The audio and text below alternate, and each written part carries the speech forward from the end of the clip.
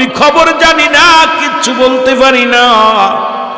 নবীজি বললেন, বাবা যুবকের বাবা, তুমি যদি বলতেই না পারবে তবে তোমার চোখে কেন পানি? তোমার পানি বলে দেয় সন্তানের খবর রাখো।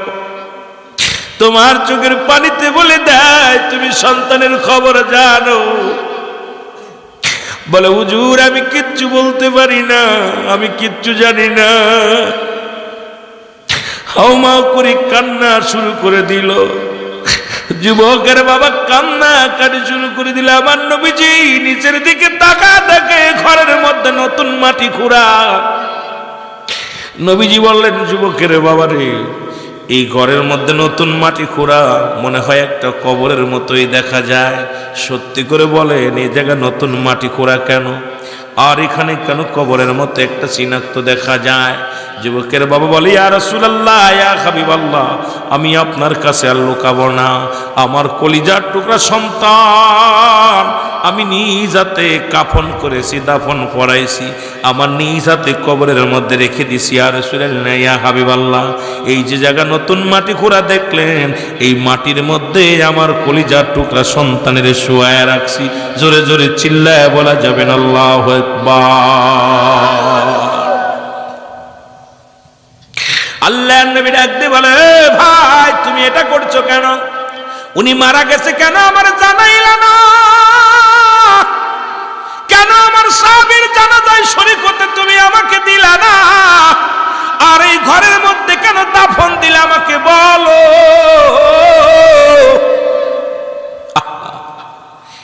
যুবকের বাবা বলে, ইয়া রাসূলুল্লাহ, এসবের জবাব আমি দিতে পারবো না, তবে আমার কাছে একখানা পত্র আছে, নবী একখানা চিঠি আছে, এটা আমার একমাত্র সম্বল। নবীজির কাছে কাগজখানা এনে দেয়া হলো, রাসূলুল্লাহর কাছে কাগজখানা এনে দেয়া হলো। কাগজের মধ্যে লেখা আছে, বাবা যান, আমি আপনার কোনো হক আদায় করতে পারলাম না, আমি বিদায় নিলাম, বাবা গো আমারে মাফ করে দিবেন। আমি যদি মারা যাই রাতের অন্ধকারে আমারে দাফন করাবেন, দুনিয়ার কোনো মানুষজন জানে না, আপনি আমারে দাফন করাবেন, কাফন করাবেন, কোনো মানুষজন জানতে না পারে, এমনকি ঘরের মধ্যে আমারে দাফন করে দিবেন, কোনো গোরস্থানে আমারে দাফন করবেন না। নবীজি দেখি আশ্চর্য হয়ে গেলেন। নবী ডাক দিয়ে কয়, এ যুবকের বাবা, আমার যুবক এমন কি অপরাধ করেছিল আগে বলো। আল্লাহ কয়, জিবরিল তাড়াতাড়ি যা, আমার হাবিবরে জানায় রে, আমার হাবিবরে জানায় ওই যুবক ইসলামকে এত ভালোবেসেছিল, ও নবী আপনাকে এত ভালোবেসেছিল, আমার ভয় তার অন্তরের ভিতরে এত ছিল গো, যে কারণে জীবন দেয়া গেছে সে জিনা করে নাই, ব্যভিচার করে নাই, অন্যায় পথে পা বাড়াই নাই।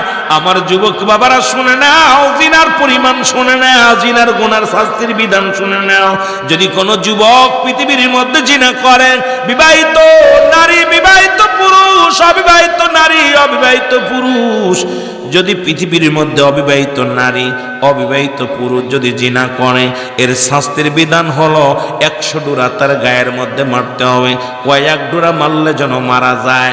এই মারা গেলে মুসলমান তার অবিবাহিত পুরুষ, অবিবাহিত নারী জানাজা পাবে, দাফন পাবে, কাফন পাবে, বাকি যে বেতের আঘাতগুলো থাকবে এটা মারতে হবে তার কবরের উপর দিয়ে। আর মুসলমান, এইরকম যদি একটা বিচার সিলেটের জমিনে হতো, কুলৌড়ার জমিনে হতো, আমার বিশ্বাস বেগানা পুরুষ আর বেগানা নারী এইরকম প্রেম প্রীতি করে বেড়াইতে পারত না। একটা বিচার যদি কুলৌড়ার জমিনে হতো, ও যুবক শুনে নাও, শুনে নাও, আল্লাহর কসম করে বলি, আপনার মেয়ে নিয়ে অন্য ছেলে দৌড়াদৌড়ি করতো না, আপনার মেয়ে অন্যর ছেলের পাশ দৌড়াতো না। আজকে সমাজ বাঁচত, জাতি বাঁচত, ইসলাম শান্তির দল, এটা সবচেয়ে প্রিয় শান্তির মধ্যেই থাকতো। জোরে বলেন ঠিক কিনা? এখন বিবাহিত নারী যদি জিনা করে, ও পুরুষ শুনে নাও, বিবাহিত নারী, বিবাহিত পুরুষ যদি জিনা করে, শোনো গো, হয়তো অনেকের কষ্ট লাগবে কথাগুলো শুনে, তবুও বলতে হবে। যদি কোন আজকে আমরা জিনা করলেই মামলা করি, পুলিশ দিয়া ধরে নিয়ে আদালতে যাইয়া ছেলের পক্ষে সাফাই গায়, মেয়ের পক্ষে সাফাই গায়। পৃথিবীর মধ্যে শোনো যুবকেরা, যদি কোনো বিবাহিত নারী বিবাহিত পুরুষ জিনা করে, তার শাস্তির বিধান হলো এইটাকে সর্বপ্রথম নাভি পর্যন্ত মাটির নিচেই পুঁততে হবে। ও সিলেটের বাবারা শুনে নাও, এই নাভি পর্যন্ত পুঁতে যা কঙ্কার নিক্ষেপ করতে হবে, পাথর ছুঁড়ে মারতে হবে। যতক্ষণ পর্যন্ত মৃত্যু বরণ করবে না, ততক্ষণ পর্যন্ত মারা বন্ধ হবে না। যারা জিনা করো শুনে নাও, আজকে শালীর সঙ্গে জিনা করো, অন্যের বল লগে জিনা করো, অন্যের মেয়ের লগে জিনা করো। ছেলে ভাই থাকে লন্ডন, পরের বউ ব্যাগে নিয়ে যাও, আরে পরের মেয়ের লগে ব্যভিচার করো। যারা যুবকেরা যারা বিয়ে করেছো শুনে নাও, যাদের বউ আছে তারা শুনে নাও, যাদের স্বামী আছে তারা শুনে নাও। এইবার মৃত্যুবরণ করার পর তাদেরকে মুসলমান যখন জ্ঞান বুঝতে পারবেন মারা গেছে, তখন মারা গেলে তাদের ওই মাটি করে উঠাইতে হবে। উঠায়া দিবালয় তাদেরকে কুকুর শিয়াল দিয়ে লাশটা খাওয়াইয়া দিতে হবে। কোনো বিবাহিত নারী জানাজা পাবে না, কোনো বিবাহিত নারী পুরুষ তারা কাফন পাবে না, বিবাহিত নারী পুরুষ কোনো জানাজা পাবে না, দাফন পাবে না, কাফন পাবে না, কোনো গোরস্থানে তারে শোয়ানো যাবে না, পৃথিবীর কোনো মাটির মধ্যে তারে হালা করা যাবে না। এই রকম একটা বিচার যদি বাংলার জমিনে 2-4টা হতো, পরের বউর হাত ধরে টানাটানি হতো না, একজনের বউ আর একজন নিয়ে যেত না, ওই রিসোর্টে যাইয়া মৌলবী সাহেব পরের বউ নিয়ে যেত। আল্লাহর ভয়, জাহান্নামের ভয়ে এই মানুষগুলো পাপ ছেড়ে দিত। জোরে জোরে চিল্লায় বলেন ঠিক কিনা? কিন্তু এই মসজিদের সামনে একটা দুষ্ট মহিলা ছিলেন, প্রতিদিন ওই যুবককে ডিস্টার্ব করতেন, প্রেমের অফার দিতেন, প্রতিনিয়ত যুবককে ডিস্টার্ব করতেন। যুবক বলতো, ও যুবতী রে, তুমি আল্লাহর ভয় করো, জাহান্নামের ভয় করো, আমাকে তুমি প্রেমের প্রস্তাব দিও না, আমি তোমাকে ভালোবাসতেও পারবো না, তোমার সঙ্গে কোনো অন্যায় কাজও করতে পারবো না, কারণ আমার মরণের ভয় আছে, কবরে যাওয়া লাগবে, আল্লাহর কাছে ফিরে যাওয়া লাগবে। ওরে 3টা বিপদ, মানুষের 3টা বিপদ। নাম্বার 1 হলো মানুষের মরণ, 2 নাম্বার বিপদ হলো মানুষের কবর গো, 3 নাম্বার বিপদ হলো কিয়ামতের ময়দান। 3টা বিপদ মুসলমান শুনে নাও। নাম্বার 1 হলো মানুষের মরণ, এই মরণের পেয়ালা পান করতেই হবে, এর মধ্যে কোনো সন্দেহ নাই। 2 নাম্বার বিপদ হলো কবর। এখন কবর বলতে অনেকে মনে করেন আগুনে পোড়াইয়া দিল, বাতাসে মুসলমান শুনে নাও পানিতে ডুবে মারা গেল, হাঙ্গর কুমিরে খাইল, মনে করেন তাদের কবর কোথায় হবে। কবর বলতে বোঝায় মানুষের ইন্তেকালের পরে, মৃত্যুর পর থেকে শুরু করে কিয়ামত পর্যন্ত জগৎটাকে বলা হয় কবরের জগৎ। 3য় নাম্বার বিপদ হলো হাসরের ময়দান। এই 3টা পরীক্ষায় যদি পাস করো তবেই পাবে আল্লাহর জান্নাত। জোরে বলেন ঠিক কিনা? নাম্বার 1 মরণ, নাম্বার 2 কবর, নাম্বার 3 কিয়ামতের ময়দান। একটার পর একটা বিপদ। আমার ভাইরা, আমার বন্ধুরা, আমার যে কথাগুলো বলি দিলের কান্ডা লাগা শোনো। এই যুবক সাহাবী কি করলেন? যুবক সাহাবী একদিন রাসূলুল্লাহর পিছে নামাজ আদায় করলেন, ঈশার সালাত। নবীজি ঈশার নামাজ পড়ে সাহাবীদেরকে নিয়ে কিছু কথা বলতেন, একটু বসে এক জায়গায় বসে পরামর্শ করতেন, দোয়া করতেন, আবার সাহাবীদের পরামর্শ দিতেন। রাসূলুল্লাহর পিছে নামাজ আদায় করে সময় একটু বেশি হয়ে গেল। রাতের অন্ধকারে যখন বাড়ির দিকে যাইতেছিল, ওই যুবতীর সঙ্গে সঙ্গে যুবকের হাত ধরে টান দিয়ে ঘরের মধ্যে নিয়ে গেল। ঘরের মধ্যে নিয়ে যুবকরে প্রেমের অফার দিল, প্রেমের প্রত্যাখ্যান করলো। এবার যুবক কি করলেন, যুবতী কি করলেন, তার গায়ের কাপড়গুলো খুলে ফেলল। যুবক একবার তাকায়া দেখলেন না, পণ্যের কাপড়গুলো খুলে ফেললেন যুবককে আলিঙ্গন করার জন্য। যুবক একটা চক্ষু বন্ধ করে ডাক দে বলে, ইয়া রাসূলুল্লাহ, ইয়া হাবিবাল্লাহ, আমি আপনার আপনা গোলাম, এ রব্বে করিম, তোমার হাতে ইজ্জত, তোমার হাতে সম্মান, তোমার হাতে হায়াত, তোমার হাতে মউত, তুমি এই গোলামরে রক্ষা করো। জোরে জোরে চিল্লা বলা যাবে না, আল্লাহু আকবার। একটা চিৎকার দিয়ে যুবকটা জমিনের মধ্যে বেহুশে পড়ে গেলেন। মহিলা চিন্তা করছে যুবকটা মারা গেছে, ওরে হাতা শিং করে নিয়ে রাস্তায় ফেলে আসলো। ফজরে আজান হলো, সালাতু খায়রুম মিনান নাওম।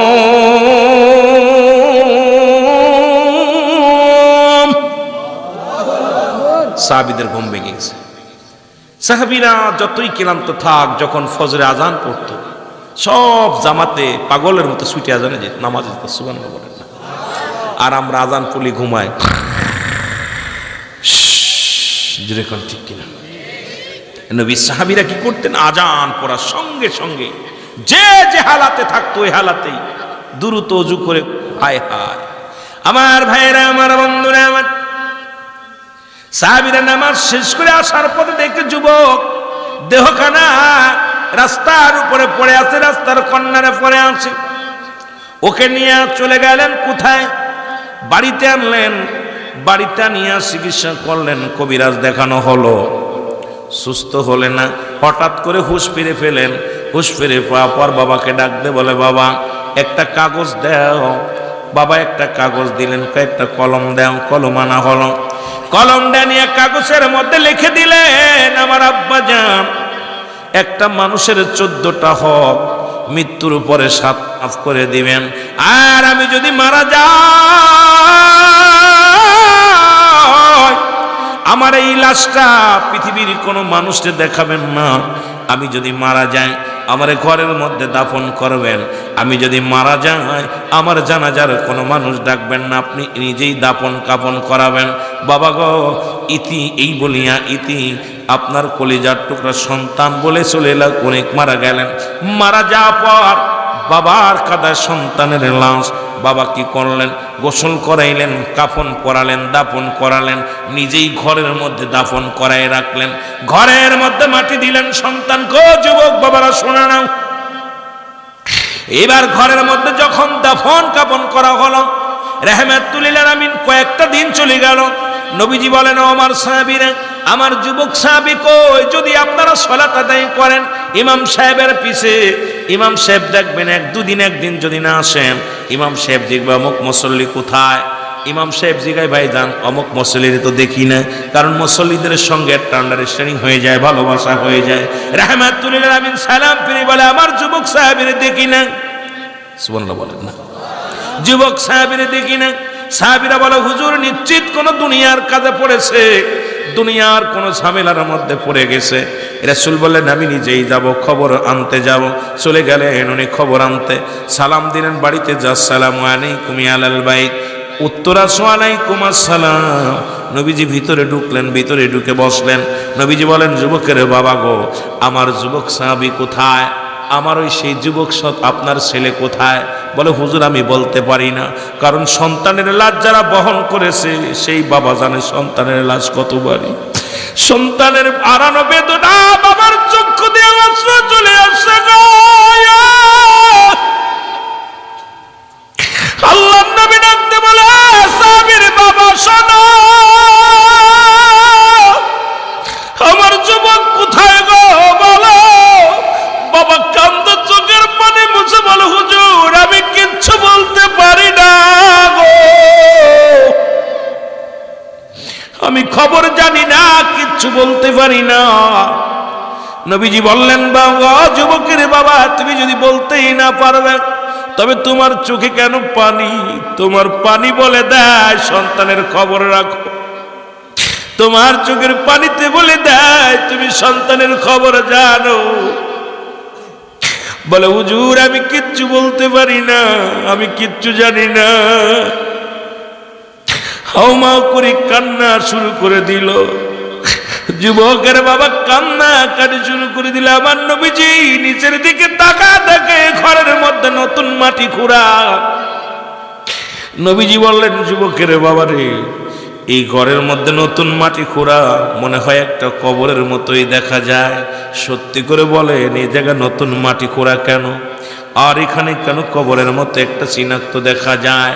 যুবকের বাবা বলে, ইয়া রাসূলুল্লাহ, ইয়া হাবিবাল্লাহ, আমি আপনার কাছে আর লুকাবো না, আমার কলিজার টুকরা সন্তান আমি নিজ হাতে কাফন করেছি, দাফন পড়াইছি, আমার নিজ হাতে কবরের মধ্যে রেখে দিছি। আর রাসূলুল্লাহ ইয়া হাবিবাল্লাহ, এই যে জায়গা নতুন মাটি খোঁড়া দেখলেন, এই মাটির মধ্যে আমার কলিজার টুকরা সন্তানের শুয়ায় রাখছি।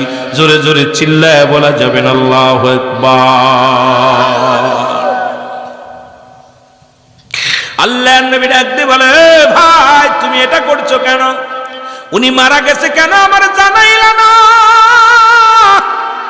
কেন আমার সাহাবীর জানাজায় শরীক হতে তুমি আমাকে দিলা না? আর এই ঘরের মধ্যে কেন দাফন দিলে আমাকে বলো।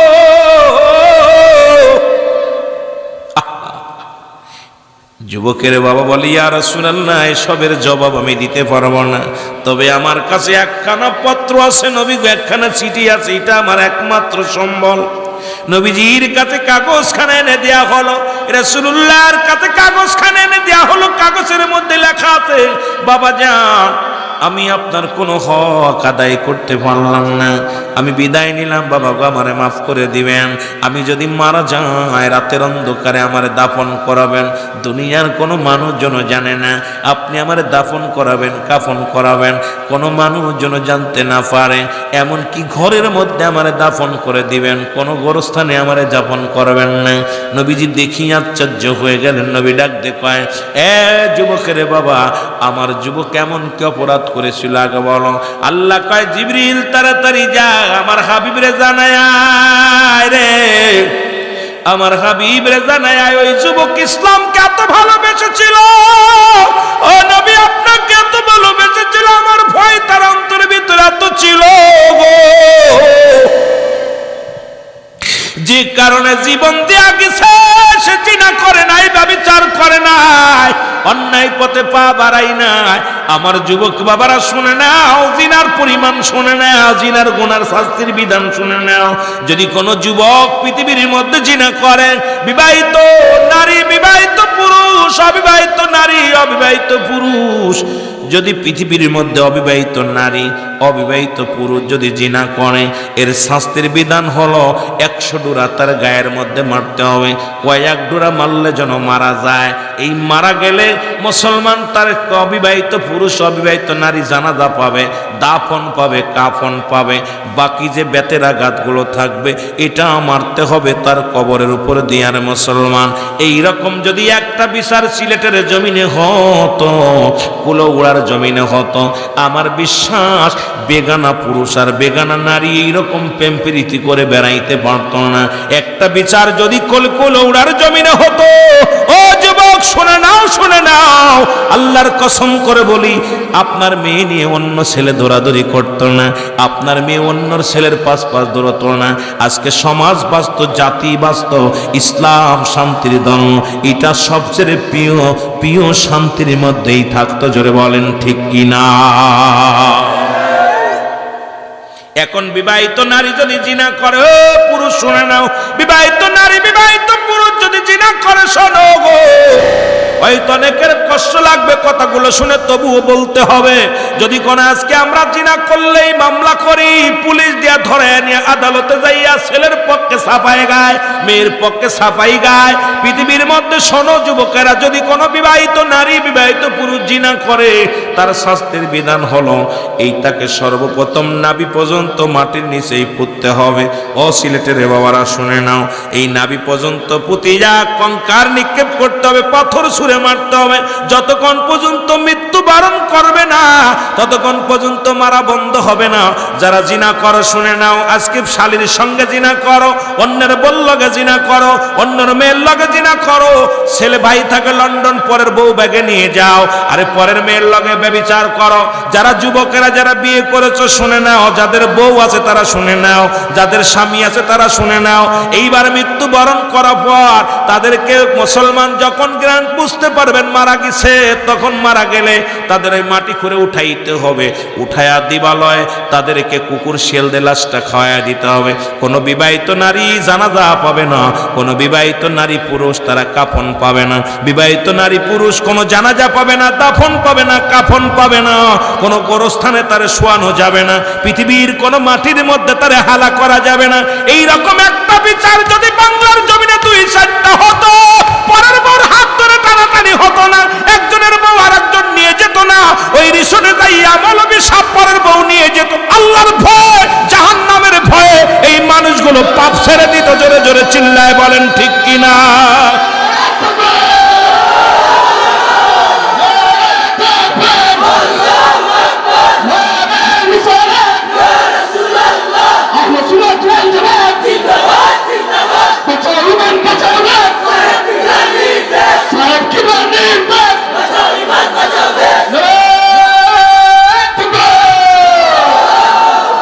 ধন্যবাদ। যুবক, কোন বিবাহিত নারী বিবাহিত পুরুষ জানাজা পাবে না।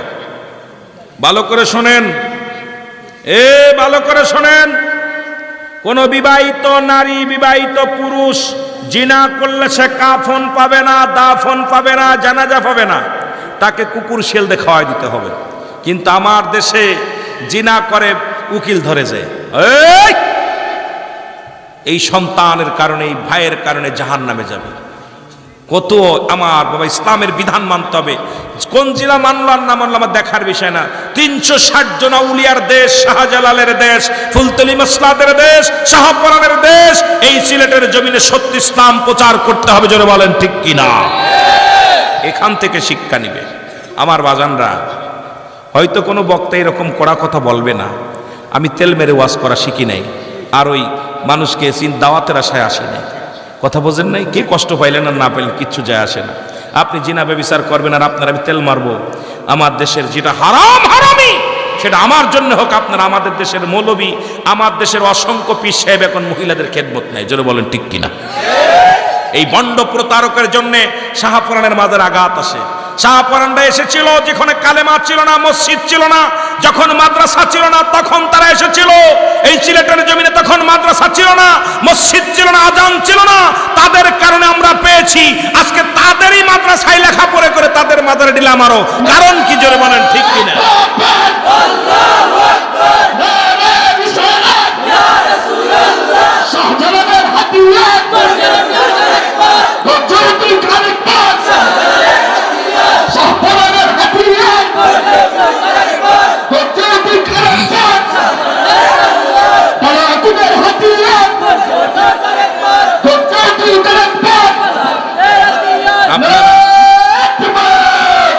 আপনারা সিলেটবাসী যুবকেরা এই ইতিহাস জানেন না। ইতিহাস যদি জানতেন, বুকের তাজা রক্ত বিলিয়ে দিয়ে সিলেটের সম্মান বাঁচাতেন। কেন আপনাদের তো ইতিহাস জানাই নাই তারা। কারণ যখন গৌরগোবিন্দ, আপনারা শুনলে খুব কষ্ট পাবেন, গৌরগোবিন্দ আপনার বুরহানুদ্দিন তার কলিজার টুকরা সন্তানের আকিকা করলেন, সুন্নাতে রাসূল। কি করলেন? সুন্নাতে রাসূল। 7 দিন পরে গৌরগোবিন্দ আর বুরহানুদ্দিনের ছেলে হলো। 7 দিন পরে নাম রাখলেন, গরু কুরবানি করে একটা আকিকা করলেন। এইটার একটা ঢেকে রাখলেন, নাড়ি বুড়ি সবগুলো মাটি করে পুঁতে রাখলেন যাতে কেউ দেখতে না পারে। হিন্দু রাজ্য। এই কাক আর হলো কুত্তা, এই দুইটা খুশে উঠেছে, কান উঠায় নিয়ে ফেলবি তো ফেলবে, আপনার বুরহানুদ্দিনের বাড়ির পাশে যে ফেলছে। আর বুরহানুদ্দিন এইটা দেখে খুব ক্ষুব্ধ হয়ে গেছে, কে গরু কুরবানি করছে দেখো। খুঁজতে খুঁজতে বুরহানুদ্দিন খবর নিতে নিতে পাইল কেরা বুরহানুদ্দিন, কেরা আপনার গৌরগোবিন্দ। খুঁজতে খুঁজতে বুরহানুদ্দিন, যে বুরহানুদ্দিনের ছেলে হয়েছে, তার আকিকা করা হয়েছে। বুরহানুদ্দিন সকালবেলা তার কলিজার টুকরো সন্তান নিয়ে বসে আছে, হাতের মধ্যে বাবার হাতে সন্তান। কার হাতে সন্তান? বাবার হাতে ছেলে। ছেলেকে নিয়ে আদর করতেছে, মা জনী রান্নার কাজে ব্যস্ত আছে। সিফা সালা নিয়ে তার সৈন্য নিয়ে আসিয়া বুরহানুদ্দিনের হাত থেকে কলিজার টুকরা সন্তানকে ছিনিয়ে নিয়ে টানবে মাটির মধ্যে ফেলে দিল। ফেলে দিয়ে নিজের ঋষি থেকে, আপনার নিজের এই মাজা থেকে তরবারি বের করে নিজের বাবার সামনে বুরহানুদ্দিনের ছেলের গলায় ছুরি চালায়া দ্বিখণ্ডিত করে ফেলল। বুরহানুদ্দিনের ছেলে যেদিন দ্বিখণ্ডিত হয়ে গেল, বুরহানুদ্দিন চোখের পানি ছেড়ে চলে গেলেন শাহজালালের দরবারে। যা বলে, হুজুর আমার সন্তানের জন্য মায়ের কাঁদি না, আমি কাঁদি আপনি আমার জন্য দোয়া করেন। এমন একটা দিন যেন আসে সিলেটের জমিনে সারা বাংলাদেশের মধ্যে যেন শ্রেষ্ঠ কুরবানিতে পরিণত হয়, যেন অলি গলির মধ্যে গরুর রক্ত পড়ে থাকে। এই দোয়াটা আল্লাহর কাছে করেন। শাহজালাল ইয়ামানি দোয়া করেছিল, তার 360 জন আউলিয়া একত্রিত করে দোয়া করেছিল। বোরানোর দিনও দোয়া করেছিল, আল্লাহ ছেলে হারাইলাম কোনো দুঃখ নাই, মুসলমান যেন বীরের মতো গরু কুরবানি করতে পারে এই জমিনে, সেই দোয়াটা করে গেলাম। জোরে বলেন মারহাবা।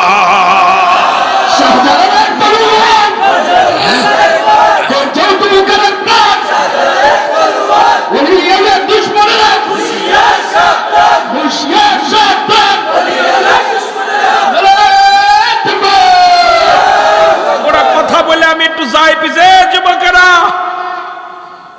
আজকে হাজার হাজার গরু জবাই হয় সিলেটের জমিনে। সিলেট দ্বিতীয় লন্ডন, বাংলাদেশের দ্বিতীয় লন্ডন বলি আমরা সিলেটকে। জোরে বলেন ঠিক কিনা? দ্বিতীয় লন্ডন বলা হয়। এই জমিনের মধ্যে এমনও বাড়ি আছে 5টা 10টা গরু একা জব করে, 20টা গরু একা জবাই করে। জোরে বলেন ঠিক কিনা? আজকে কি আপনাদের ছেলের গলায় কেউ ছুরি চালায়? তাহলে সেই শাহজালালের মাজারে যখন আক্রমণ হয়, শাহপুরানের মাজারে যখন আক্রমণ হয়, আপনি গরুর গোশত কোন বুদ্ধিতে খান, কোন কানে খান? আয় মৌলবী, তুই গরুর গোশত খাস আর আল্লাহর ওলিদের মাজার ভাঙতে চাস? আগে গরুর গলায় ছুরি দেওয়ার আগে শাহজালালের কথা একবার ভাবা লাগবে, শাহপুরানের কথা ভাবা লাগবে। তাদেরকে যদি তোরা নাজায়েজ করিস, তোদের জন্য গরুর গোশত খাওয়া হারাম হয়ে যাবে। জোরে বলেন ঠিক কিনা? কোথায়? শুধু তাই নয়, এ দাড়িওয়ালা টুপিওয়ালারা শোন, মৌলবীরা, শাহজালাল ইয়ামিন যখন ইয়ামেন থেকে আসছে, কোন দেশ থেকে? ইয়ামেন থেকে, মদিনা হয়ে ইয়ামেন হইয়া তো আসছে, এখানে বেশি আসে নাই। এখন যদি বলি অনেক মৌলবীরা পাগল হয়ে যাবে। সিলেট জমিনে মদিনার মাটি আছে, সুবহানাল্লাহ বলেন না? এই চাষটি রহমতুল্লাহ আলাইহি নাম শুনছেননি? এদের জীবনী নিয়ে আমরা গবেষণা করি, বলতে পারি না, কারণ আমার ওয়াজ তো চলে গেছে অন্যদিকে, তবুও টাচ দিতে হবে। কারণ এই জমিনে আসলে পশমগুলো দাঁড়িয়ে যায়, ভয় করে, কোন জমিনে পা রাখছে তারা জানি না। যাদের মাধ্যমে ইসলাম পাইলা সিলেটের ভাইরা, তাদের চিনতে পারো নাই। আজকেও যারা মুনাফিকি করেন, আপনাদের অবস্থা খুব ভয়ঙ্কর হবে। গৌরগোবিন্দ ঘোষণা করে দিলেন, কোনো দাড়িওয়ালা, কোনো টুপিওয়ালা, কোনো পাগড়িওয়ালা সিলেটের জমিনে ঢুকবে না। এই নাউজুবিল্লাহ বলার আগে যে সমস্ত মৌলবীরা মাজার ভাঙতে কিছু, ওদের ধরে নিয়ে আমার কাজ। তোদের ওই দাড়ি টুপি পাগড়ি নিয়ে সিলেটে ঢুকতে দেওয়া যাবে না। এই হুকুম ছিল কার? জোরে বলেন কার? গৌরগোবিন্দ। উনি ঘোষণা করে দিলেন, বলল যদি কোনো দাড়িওয়ালাকে কেউ গাড়িতে উঠায়, তার আগামী কাল থেকে তার শিরচ্ছেদ করা হবে। কোন টুপিওয়ালা দাড়িওয়ালাকে যদি কোনো ব্যক্তি নদী পার করে পাটনি, তাকে শিরচ্ছেদ করা হবে।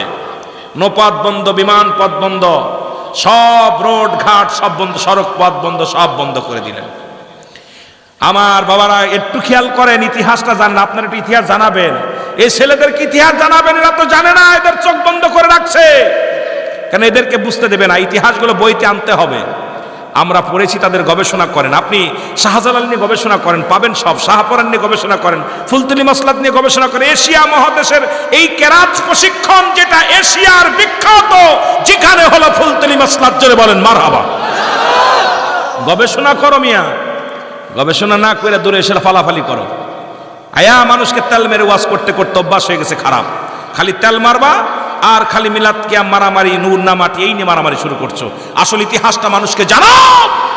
জানানিরা যখন জানতে পারবে, এরাই তখন গর্জে উঠবে। কারণ আমরা ভেসে আসি নাই, এ দেশের মানুষের রক্তের ভিতরে শাহজালালের রক্ত আছে, শাহপুরের রক্ত আছে, শাহ মাকদুমের রক্ত আছে, ফুলতলি মাসলাদের রক্ত আছে। এই জমিন দেখা যেতে পারে না। জোরে বলেন ঠিক কিনা?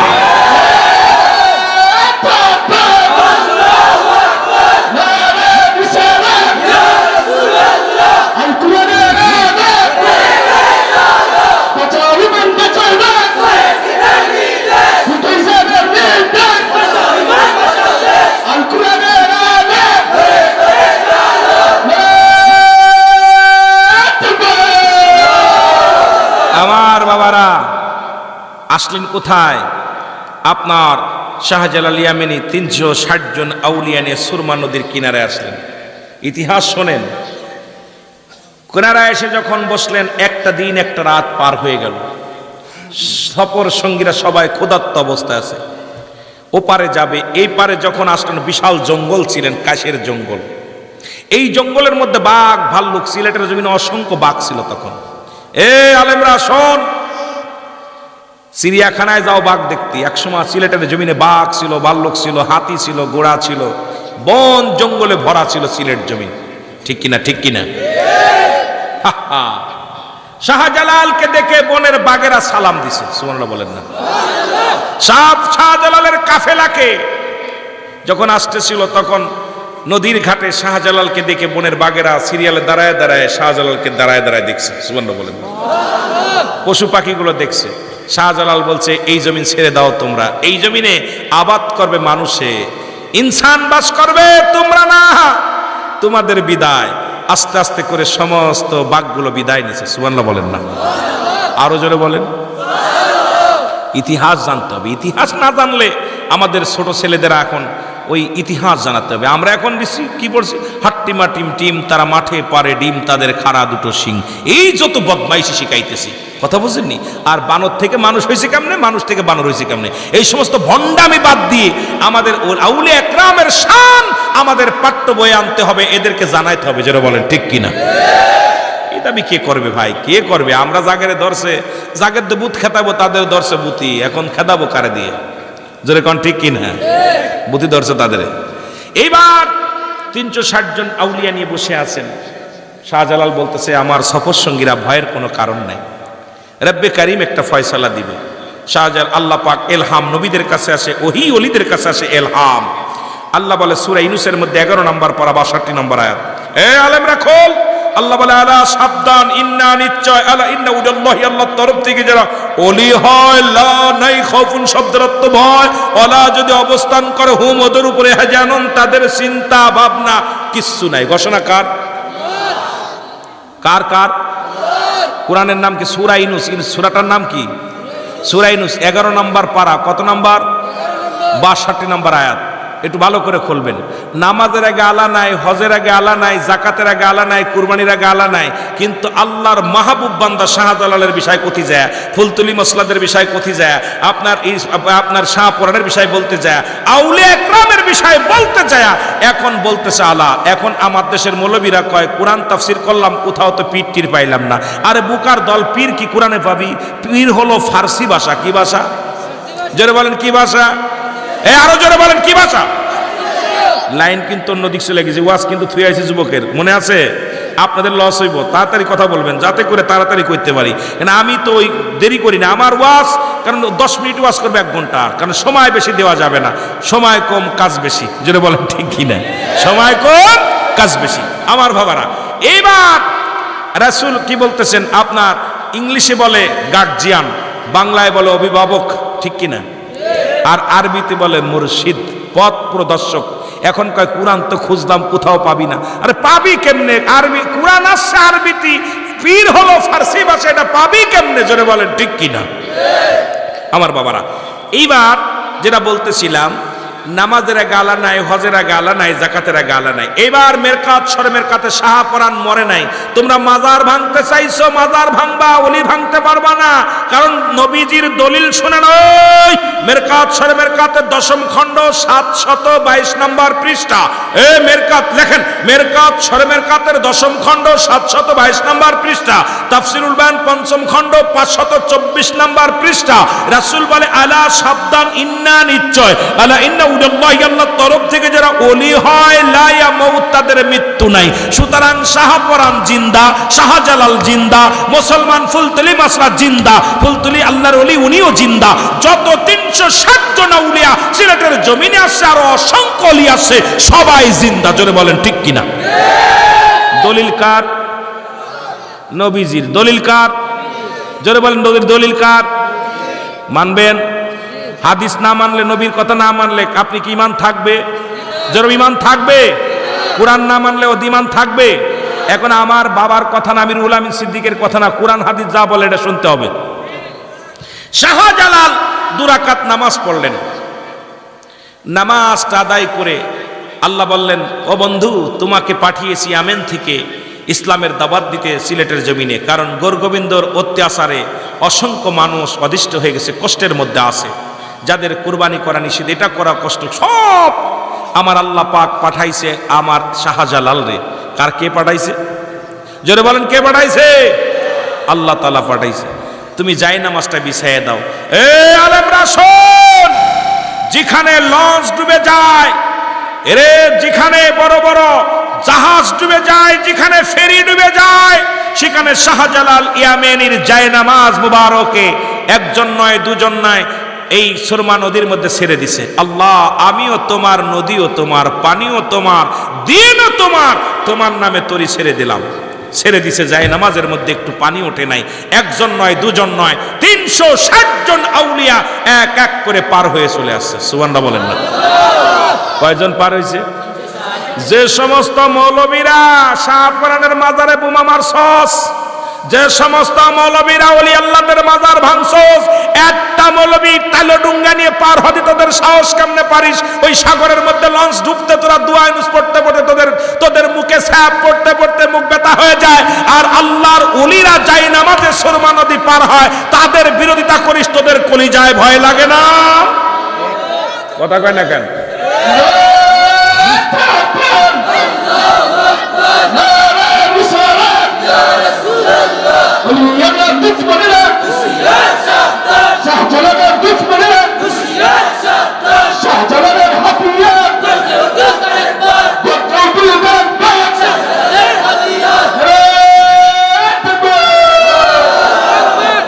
অনেক কথা ছিল, সময় স্বল্পতার কারণে আমি আগাতে পারছি না। কারণ হলো আমার যুবক ভাইয়েরা সকালবেলা কেউ কাজ করবে, অটো চালাবে, রিক্সা চালাবে, দিন মজুরি মানুষ, কষ্ট দিব না আপনাদেরকে, আর অল্প একটু সময় নষ্ট করবো। তো একটা কথা আমি আপনাদেরকে বলে যাই, আপনারা আল্লাহর ওলি আল্লাহগণ কার মুখাফেক কিনা? তারা আল্লাহর মুখাফেক। কি জোরে বলেন ঠিক কিনা? আরো জোরে বলেন কার? সুতরাং আপনাদেরকে পায়ে ধরে বলে যায়, অনুরোধ করি, এখনো তাদের আল্লাহর বুখারী শরীফের হাদিস, যারা আল্লাহর ওলিদের বিরোধিতা করে, আল্লাহ রাব্বুল আলামিন তাদের বিরুদ্ধে ডাইরেক্ট অ্যাকশন, জিহাদ ঘোষণা করে। জোরে বলেন ঠিক কিনা? কি ঘোষণা করে? জিহাদ ঘোষণা করে। কিন্তু ভাই, আজ না কাল হোক, আপনার সংসারের মধ্যে আপনি এখন টের পাচ্ছেন না, আপনার ছেলে মেয়ের উপরে দিয়ে চলবে, আপনার নাতিপুতির উপর দিয়ে চলবে। আল্লাহর ওলিরা বেজার হলে এইটার ফল আপনি পাবেনই। কারণ আজকে আপনি পাচ্ছেন না, আপনার ছেলের পদে যাবে, আপনার মেয়ের পদে যাবে, আপনার অভিশাপ, এই ওলি আল্লাহর লানত। আপনি ওলি আল্লাহর মুখটা বেজার হলে, ওই যে খালেক মিস্ত্রি শুনেন নাই? খালেক মিস্ত্রির কাহিনী শোনেন নাই? যে যখন পিঠের মধ্যে আঘাত করছে, ওর পিঠের মধ্যে দাগ হয়ে গেছে, পিঠের মধ্যে প্রতিটা বাড়ির দাগ আসছে। এসব ওয়াজ কেমনে করব? করতে গেলে অনেক কথা এসে যায়, কারণ এই কথাগুলো বলতে গেলে সময়ের ব্যাপার। আবার যুবক ভাইয়েরা, আমি পিছনে চলে যাই। আবার যুবক, আল্লাহ নবীজি বলে, সাহাবীর বাবা গো, মনে আসেনি বাবা? সাহাবীর বাবা, কেন আমারে জানালে না? কেন জানাজা দিলা? এখানে ঘরের মধ্যে দাফন করলাম। বলে হুজুর, এই যে চিঠিখানা, কাগজখানা পড়ে নবীজি কাঁদতে লাগলেন। জিবরিল আমিন এসে বলে, নবী গো, ইয়া রাসূলুল্লাহ, ইয়া হাবিবাল্লাহ, আপনার যুবক ইসলামকে এত ভালোবাসে, আপনার যুবক আপনাকে এত ভালোবাসে, কোরআনকে এত ভয় পায়, কোরআনকে ভালোবাসে, কবরকে ভয় পায়, জাহান্নামকে ভয় পায়। ইয়া রাসূলুল্লাহ, ইয়া হাবিবাল্লাহ, ওই জাহান্নামের ভয়ে, কারণ জাহান্নামের গায়ে 70টা রশি লাগানো আছে, 70,000 রশি লাগানো আছে। এক একটা রশির মধ্যে 70,000 ফেরেশতা ধরে টানবে। জাহান্নামের গায়ের মধ্যে একটা গাছ লাগানো থাকবে, জাক্কুম নামে কাঁটা যুক্ত গাছ। এই গাছে ধরে ধরে মানুষগুলো গ্রাস করে ফেলবে, খেয়ে ফেলবে। নবী গো, এই ভয়ে আপনার যুবক জীবন দেয়া গেছে, ইজ্জত দেয় নাই। নবী গো, আমার নবী ওখান থেকে উঠে রওনা হয়ে গেল গো ওই যুবতীর বাড়ি। নবীজি বাড়ির সামনে যে দাঁড়াইলেন, যুবতী টের পাইছে নবীজি আসছে। যুবতী ডাকতে বলে, ইয়া রাসূলুল্লাহ, ইয়া হাবিবাল্লাহ, আমি অমুসলিম, আমি মুসলমান নয়। তবে নবী গো, ইসলাম ধর্ম যে জিনা করে না, মুসলমান যে জিনা করে না, মুসলমান যে ব্যভিচার করে না, মুসলমান যে নারী পিপাসিত না, মুসলমান যে নারী সতীত্ব পাহারা দেয়, নবী গো, আমি তার প্রমাণ। নবী গো, ইয়া রাসূলুল্লাহ, ইয়া হাবিবাল্লাহ, এত চেষ্টা করেছিলাম আপনার যুবকের সঙ্গে জিনা করব, আপনার যুবককে আমি আলিঙ্গন করব। ইয়া রাসূলুল্লাহ, ইয়া হাবিবাল্লাহ, আপনার যুবক জীবন দিয়ে গেছে, একবার আমার দিকে তাকায় নাই। নবী গো, আপনি দয়া করে মায়া করে আমাকে একটু কালেমা পড়ায়া দেন। আমি আর মুসলিম থাকতে চাই না, আমি মুসলমান হয়ে যেতে চাই। কারণ মুসলমান নারীর সতীত্ব পাহারা দেয়। আর আজকে আমাদের দেশের মৌলবীরা দাড়ি টুপি মাথায় দিয়া পরের বউ নিয়ে ছুটে চলে যায়। আমার দেশের অসংখ্য মৌলবীরা বলৎকার করে মাদ্রাসায়, শত শত বাদান গত মাসে রিপোর্ট দেখেছিলাম। এরে মুসলমান 3 মাসে 916 জন বলৎকার ধরা পড়ছে। এই মাসে আজকের জরিপে দেখলাম মুসলমান 1900, এই বছরের মধ্যে শোনো, গত বছর 1927 জন বলৎকার ধরা পড়ছে মৌলবী দাড়ি টুপি মাথায় দিয়া। এরা পুরুষের সঙ্গে বলৎ করে। সুতরাং এরা ইসলামের মধ্যে পড়ে না, এরা কোনো আলেমের ভিতরে পড়ে না, এরা দাড়িওয়ালা টুপিওয়ালা রাখিয়া। এরা আবু জাহেলের খালাতো, আবু জাহেলের মুখেও দাড়ি ছিল, ওদের মুখেও দাড়ি আছে। আবু জাহেলও টুপি মাথায় দিত, ওরাও টুপি মাথায় দেয়, কারণ এরা রূপ ধরেছে রে মুসলমান। আমার নবীজি বলে, এই জন্য আল্লাহ বলে, আমিনান নাস, মানুষের মধ্যে বাকুল, তারা বলবে আমান্নে তোর ঈমান আনছে বিল্লাহি, আল্লাহর প্রতি, অবিলা মিনা কিরাতের প্রতি বিশ্বাস স্থাপন করছে। আমা হুম বিমুমিনিন, আল্লাহ কয় হাবিবরে ওরা মুমিন মুত্তাকিন বলে দাবি করবে। আল্লাহ বলে, হাবিব ওদের জন্য আমি রেখে দিলাম তাদুনিল কাফিরিন, ওই কাফের বেঈমান মুনাফিকদের জন্য আমি আল্লাহ প্রস্তুতি করে রাখলাম 7টা জাহান্নাম। যে বলৎ করে সে মুসলমান না, যে নারীর সতীত্ব নষ্ট করে সে মুসলমান হতে পারে না, যে নারীর হাত ধরে টানাটানি করে সে মুসলমান হতে পারে না, যে বেগানা নারীর পিপাসিত সে মুসলমান হতে পারে না।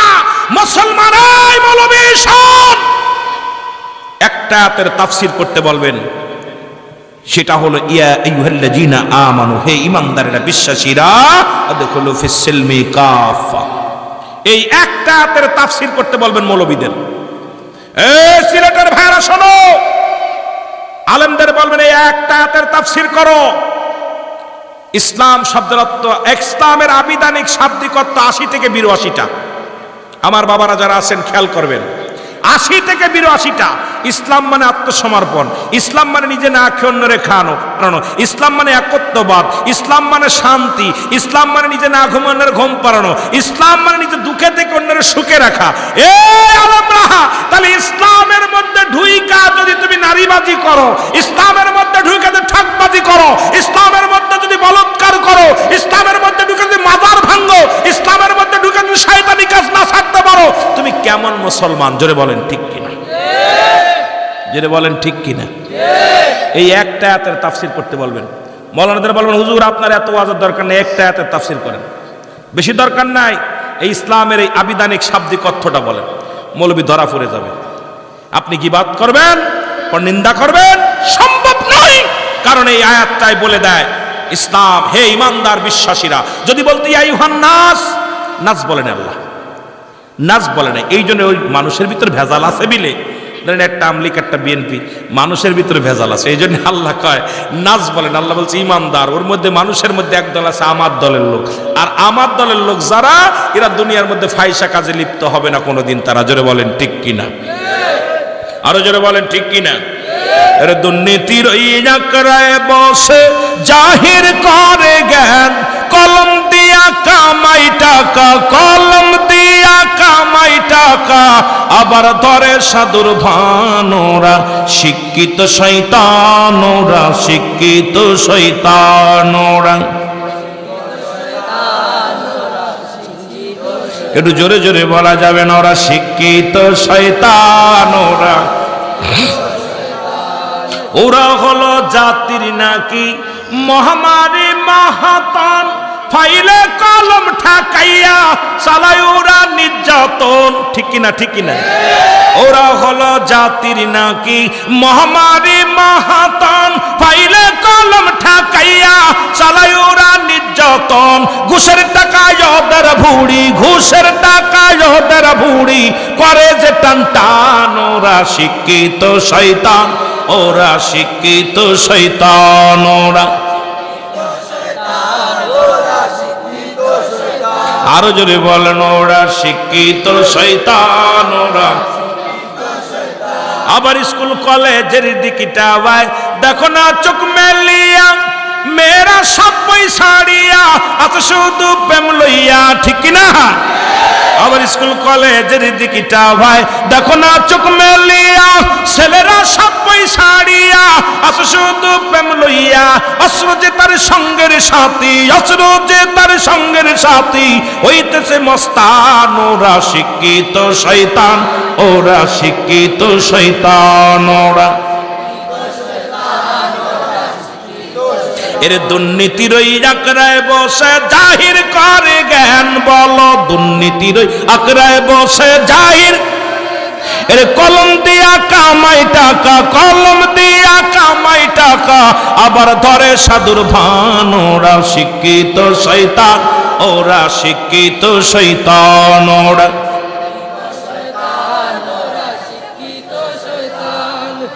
এবার কিরাম বুঝলাম পাশে পাশে কথা কয় না কেন? হাই হাই, স্কুলে সারা জীবন খাতা কলম টানছি, এইবার দেখি খালি পিস্তল ড্যাগার রামদা। ছাত্র ক্যাম্পাস থেকে যদি টিরাক টিরাক মারে, এদেরকে আমরা বিশ্ববিদ্যালয়ে পড়তে দিছি, আর আমরা খাতা কলম টানতে টানতে ঘাড়ে করা পড়ে গেছে। আর এই বদমাইশগুলো বাবার টাকা নষ্ট কইরা ড্যাগার কিনছে, পিস্তল কিনছে, রামদা কিনছে। আজকে জাতি শেষ, এদেরকে কি শিখাইবে? জাতির চোখ বান্ধা, জোরে বলেন ঠিক কিনা? এ যুবক জেগো, আর ঘুমানোর সময় নাই।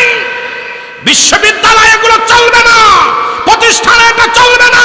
প্রতিষ্ঠানে লেখাপড়া করে আদর্শবান হতে হবে, চরিত্রবান হতে হবে। আর আমার দেশের শিক্ষিত সমাজটাকে নোংরা বানিয়ে দিচ্ছে এদেশের সমস্ত দালালেরা, জোরে বলেন ঠিক কিনা? এই দালালেরা নোংরা বানিয়ে দিচ্ছে, আমার দেশের সন্তানদেরকে সন্ত্রাস বানিয়ে দিচ্ছে, আমার দেশের সন্তানদেরকে বাজিরাখর বানিয়ে দিচ্ছে। কারণ এই জাতিকে আর ভালো বানানো সম্ভব নয়। এই জাতির ভিতর থেকে কোরআন উঠিয়ে দিচ্ছে, এই জাতির ভিতর থেকে ইসলাম উঠিয়ে দিচ্ছে। এই জন্য এখনো সময় আছে। সিলেট থেকে শুরু করো, শাহজালাল যেমন তাকবীর দিয়েছিল, গরগোবিন্দর দালান খসে পড়েছিল। শাহজালাল যখন আযান দিয়েছিল, গরগোবিন্দর পেশাব ভেঙে পড়েছিল। আমার এখান থেকে গর্জন মারো, গোটা বিশ্বকে জানিয়ে দাও ইসলাম আছে, থাকবে, ছিল, থাকবে, আছে, যারা বলেন ঠিক কিনা?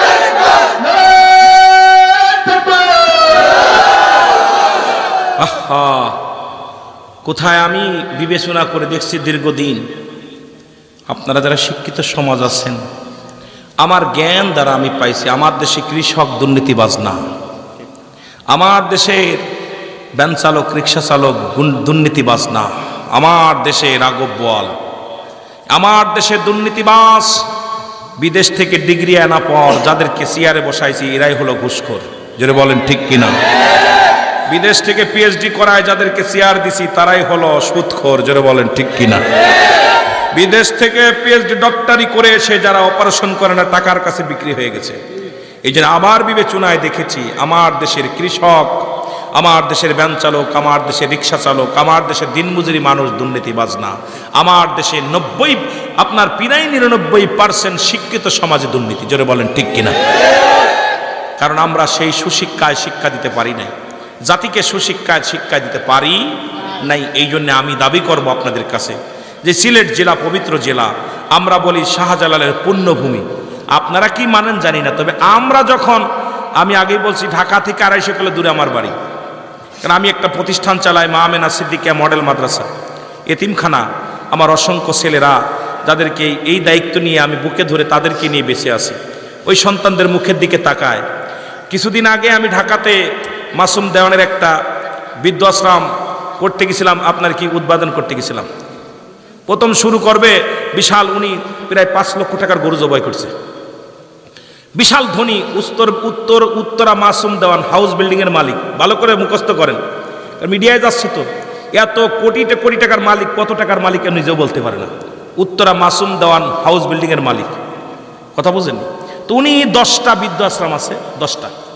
তো এই প্রথম যখন আমার অত্যন্ত ওনার ফ্যামিলিগত আমার এত ভালোবাসে, সবাই আমার মনে হয় না জানে চাইতে বেশি ভালোবাসে, কথা বুঝেন? অত্যন্ত ভালোবাসে। যদি কিছু হয় আমার রাত নেই দিন নেই হুজুর দোয়া করেন, প্রায় রাত্রে হুজুর কোথায় আছেন ভাইজান, অমুক জায়গা, একটু দোয়া করেন, আমি বিপদে আছি। এইরকম কয় হুজুর আপনার সাথে কথা কইলে আমার পিসারের ওষুধ খাওয়া লাগে না, পিসার সেরে যায়, সুবহানাল্লাহ। এত ভালোবাসে আমার অন্তর থেকে। তো এই মাসুম দেওয়ান ওনার ওই উত্তরে একটা বিশাল একটা 3তলা বিল্ডিং করে ওটায় বৃদ্ধাশ্রম করছে। আমি প্রথম দিন যায়া দেখছি প্রায় 17-18 জন বৃদ্ধ আসছে, মহিলা পুরুষ। তার ভিতরে 5-7টা দেখলাম বাবা বড় অফিসার, ওনার ছেলে লন্ডন, ওনার ছেলে আমেরিকা, উনি ছিল পুলিশ অফিস, উনি ছিল বড় অফিসার, উনি মন্ত্রণালয়ের বড় অফিসার ছিল, এরপরে সচিব ছিল, এখন বৃদ্ধাশ্রমে দিন কাটাচ্ছে। আমি জিজ্ঞে আপনাদের অবস্থা কেন? ভাইজান আমাদের নসিবের দোষ, কপালের দোষ, সন্তান মানুষ করতে পারিনি, অমানুষ হয়ে গেছে। যদি মানুষ করতে পারতাম আজকে এখানে থাকতাম না, কারণ আমাদের কপাল। এই জন্য তা দ্বারা বোঝা যায় আমার দেশের জাতিকে এমন একটা জায়গা নিয়ে গেছে। উস্তাদের প্রতি শ্রদ্ধা নাই, শিক্ষকের প্রতি শ্রদ্ধা নাই, বাবা মায়ের প্রতি শ্রদ্ধা নাই। আজকে এই জন্য ছোট্টবেলা শুনছি মানুষ হতে হবে, বাবাই বলতো মানুষের মতো মানুষ হতে হবে, দাদাই বলতো মানুষের মতো মানুষ হতে হবে, ভাই বলতো মানুষের মতো মানুষ হতে হবে, শিক্ষক বলতো মানুষের মতো মানুষ হতে হবে। তা আমি মনে মনে ভাবতাম এই কথা বলে কেন, আমি তো মানুষই, গরু তো না। কথা কেন, মানুষ না আপনারা? কথা বলেন না কেন? এখন বুঝি কেন মানুষ হতে বলেছিল, আগে বুঝি নাই, এখন বুঝি। আজকে বিদেশ থেকে ডিগ্রি নিয়ে আসে, পিএইচডি করে ডক্টর হয়েছি। আজকে অপারেশন করি না টাকার জন্য, টাকা না হলে আপনার সিএমএসে রেখা, আপনার লাইফ সাপোর্টে রেখা, মরা মানুষ রেখা 10 দিন 12 দিন রেখে দিচ্ছে টাকার জন্য। জোরে বলেন ঠিক কিনা? এরা কি মানুষ না মানুষ? জোরে বলেন। মানুষ কেন মানুষ হতে বলেছিল আজকে বুঝি। এরপরে এই বছর এসএসসি পাস করাইছে 300 ছাত্র, দেখছেন পরীক্ষা টরীক্ষা দেয়নি, তাদের অটো পাস করাই দেওয়ার কথা কই টাকা নিচ্ছে একজনের কাছে 5,000-7,000 করে, সব করে ফেল করছে। বলছে প্রিন্সিপাল স্যার আমাদের বলছে যে আমাদের পাস করাই দেবে। যে শিক্ষক টাকার কাছে ছাত্রদের বিক্রি করে দেয়, এই সমস্ত শিক্ষক মানুষ না মানুষ? যারা বলেন মানুষ কা মানুষ? যারা ডিগ্রি নিয়ে আজকে এই চেয়ারে বসে যারা ঘুষ খায়, এরা মানুষ কা মানুষ? যারা বলেন।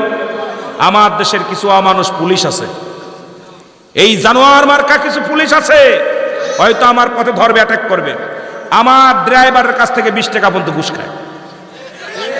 কথা বলছেন নাই? কয় রাত্রে আইসুস কেন? এই আবার অনেক পুলিশ আছে তাহাজ্জুদের নামাজ পড়ে, যেটা বলেন ঠিক কিনা? তাহাজ্জুদের নামাজ পড়ে। এই অমানুষগুলোর বাপ মা হারাম খাওয়ালো। এক বালতি দুধের ভিতরে যদি একটু সোনা পড়ে, দুধটা নষ্ট হয়ে যাবে না ভালো থাকবে? ভালো থাকবে? নষ্ট হয়ে যাবে। এই জন্য আমার দেশে ভালো সন্তানদের মধ্যে ভুতুম ফেসা লাগছে। এই ভুতুম ফেসাগুলো বদলাইতে হবে। এই আজকে পৃথিবীর মধ্যে ঘুষখোর পুলিশগুলো বদলে করাইতে হবে, এই ঘুষখোর অফিসারগুলো বদলাইতে হবে। দুর্নীতি থেকে বাঁচতে হয়। আমার দেশের এই সমস্ত দুর্নীতিবাজ অফিসার, দুর্নীতিবাজ শিক্ষক, দুর্নীতিবাজ পুলিশ, দুর্নীতিবাজ মাস্টার, দুর্নীতিবাজ মাওলানা, দুর্নীতিবাজ মৌলবী, দুর্নীতিবাজ যত যা আছে, এদেরকে একবারে বদলায় দিতে হবে। জোরে বলেন ঠিক কিনা? আবার নতুন একটা বাংলাদেশ উপহার দিতে হবে। শাহজালালের বাংলাদেশ, শাহপরানের বাংলাদেশ, শাহ মখদুবের বাংলাদেশ, এনায়েতপুরের বাংলাদেশ, ফরিদপুরের বাংলাদেশ, ফুলতলির বাংলাদেশ। এই বাংলাদেশের দুর্নীতিবাজ সন্ত্রাসীবাজ চলতে দেওয়া যাবে না, যাবে না, যাবে না। জোরে বলেন ঠিক কিনা? কথা বোঝেন?